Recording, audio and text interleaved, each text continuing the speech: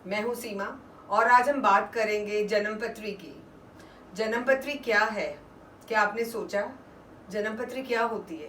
मैं उस दिन बैठी हुई थी और मैंने बहुत चिंतन मनन किया, क्या जन्मपत्री हम बदल सकते हैं? तो ये जो पूजा पाठ करते हैं, ये जो हम मंत्र उच्चारण करते हैं, ये दान धर्म करते हैं, इसका क्या प्रभाव होता है? अगर ये प्रभावकारी है तो अवश्य हमारी जन्मपत्री बदल जाती होगी, क्योंकि हमने कुछ राइट एक्शंस ले लिए। अभी मैं बोल रही थी कि जन्मपत्री है क्या? जन्मपत्री हमारे पूर्व जन्मों के कर्मों का एक रिपोर्ट कार्ड है। अगर वो रिपोर्ट कार्ड अच्छा है, यानी जो कि रिपोर्ट कार्ड में 12 सब्जेक्ट्स हैं, यानी 12 घर हैं, जिसमें आपकी पर्सनैलिटी कैसे होगी, आपके पास कितना पैसा रहेगा, आपको कितना सुख मिलेगा, आपकी शादी कहाँ होगी, आपकी फैमिली लाइफ कैसी होगी, आपका जन्म कैसा बीतेगा, आप मृत्यु को कैसे प्राप्त करेंगे, आपके क्या शौक रहेंगे, आपके मित्र कैसे रहेंगे। तो ये अलग अलग सब्जेक्ट्स हो गए, यानी जन्मपत्री के 12 खाने। अब ये 12 खाने कुछ पॉजिटिव होते हैं, कुछ खराब होते हैं, ये आपको सभी को मालूम होगा।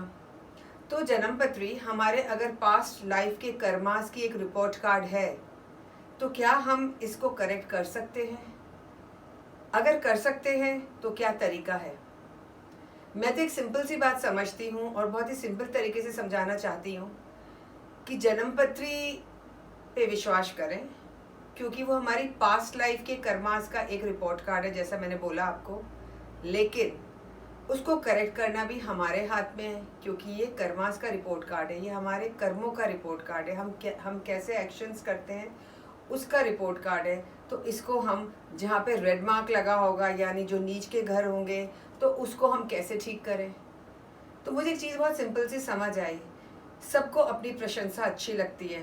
भगवान की अगर हम स्तुति करें, भगवान के गुणगान गाएं, भगवान की सेवा करें, तो भी हमारे ग्रह ठीक होते हैं। अपना अपना तरीका है भगवान को मानने का। कोई पूजा करता है, कोई दर्शन करता है, कोई दान करता है, कोई जाप करता है, सबका अपना अपना तरीका है। तो इससे भी तो सारी चीज़ें ठीक हो जाती हैं। अगर हम पंडित के पास जाते हैं, वो भी तो यही कहता है करने को।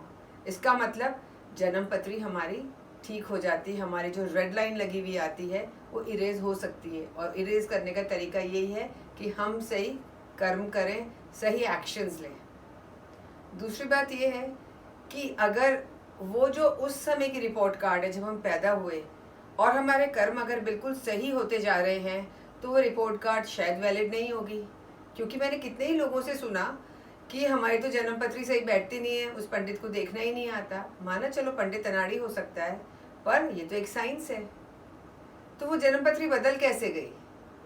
लॉजिकली मैंने बहुत सोचा, तो मुझे लगा बदली कैसे। हमने अपने कर्म बदल लिए, हमने अच्छे कर्म करने शुरू कर दिए, हमने दान देना शुरू किया, हमने भगवान को याद करना शुरू किया, जो भी सही सही चीज़ें हमने वो करनी शुरू करी, तो हमारी जन्मपत्री अपने आप ठीक होने लगी। एक ये बहुत सिंपल सा तरीका है ये।